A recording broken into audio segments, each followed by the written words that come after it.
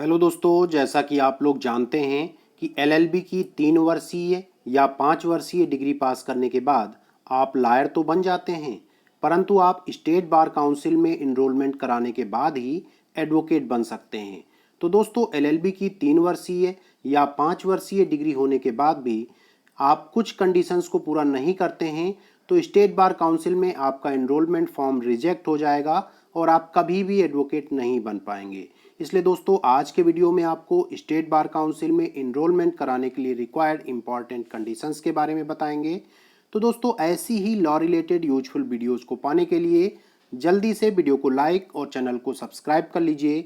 तो चलिए आज का वीडियो स्टार्ट करते हैं और सबसे पहली कंडीशंस को जान लेते हैं। तो सबसे पहली कंडीशन दोस्तों क्या है कि यदि आपने एलएलबी या बीए एलएलबी की डिग्री डिस्टेंस मोड से की है तो आपका स्टेट बार काउंसिल में इनरोलमेंट नहीं होगा, क्योंकि बीसीआई अर्थात bar council of India regular modes के अतिरिक्त किसी भी मोड से लॉ डिग्री पास करने वाले कैंडिडेट्स को एडवोकेट्स के रूप में इनरोलमेंट की परमिशन नहीं देता है।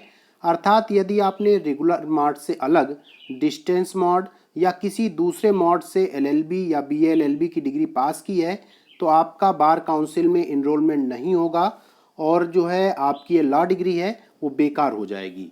इसलिए सदैव एलएलबी की जो 3 वर्षीय डिग्री है या 5 वर्षीय डिग्री है आप रेगुलर मोड में ही करें, किसी के बहकावे में नहीं आए कि आसानी से डिस्टेंस मोड में हो जाएगा, ऐसे चक्कर में बिल्कुल नहीं फंसें।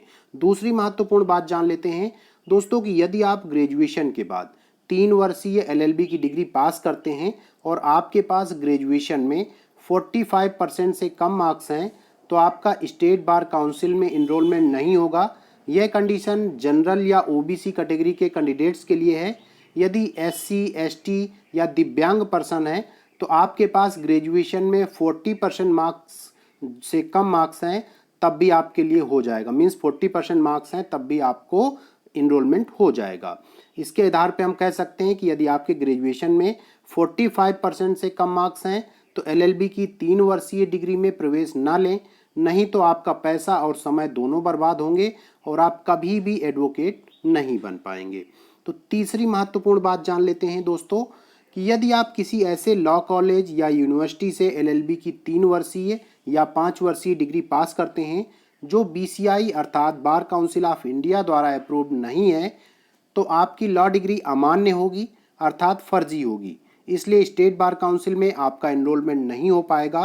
तो दोस्तों, इसलिए किसी भी कॉलेज या यूनिवर्सिटी के में एलएलबी की 3 वर्षीय या 5 वर्षीय डिग्री कोर्स में एडमिशन लेने से पहले आप यह अवश्य चेक करें कि यह कॉलेज या यूनिवर्सिटी बीसीआई अप्रूव्ड है या नहीं है।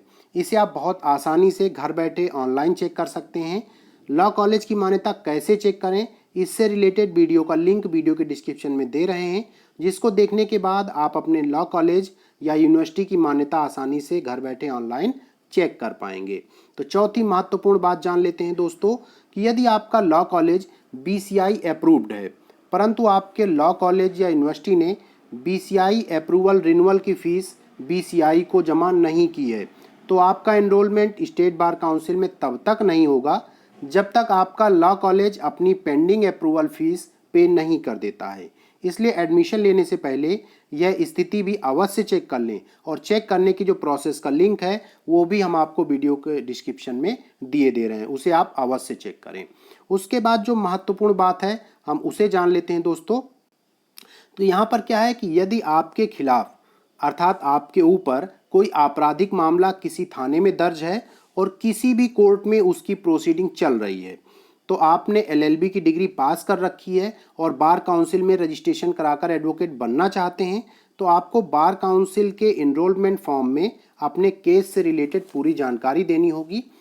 बार काउंसिल की जो स्टैंडिंग कमेटी है आपराधिक मामलों की गंभीरता के आधार पर विचार करके आपके बार काउंसिल इनरोलमेंट फॉर्म को रिजेक्ट या एक्सेप्ट कर सकती है। यदि मामला गंभीर है तो रिजेक्ट होने के चांसेस अधिक होते हैं, वहीं साधारण प्रकृति के मामलों में आपका फॉर्म एक्सेप्ट हो जाएगा और आपका एनरोलमेंट बार काउंसिल में हो जाएगा।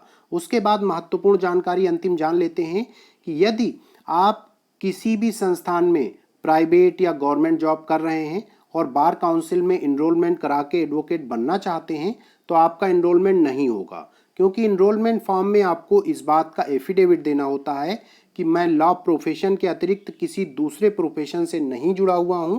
इसके अतिरिक्त एडवोकेट एक्ट 1961 किसी भी अधिवक्ता को दूसरे प्रोफेशन करने की परमिशन नहीं देता है। यदि कोई व्यक्ति झूठा एफिडेविट देकर अपना एनरोलमेंट बार काउंसिल में करा भी लेता है तो उससे रिलेटेड शिकायत पाए जाने पर उसका एडवोकेट का लाइसेंस रद्द हो जाएगा और उसे निर्धारित प्रावधानों के अनुसार सजा भी भुगतनी होगी। तो दोस्तों, आज का वीडियो कैसा लगा जरूर बताएं। बहुत बहुत धन्यवाद।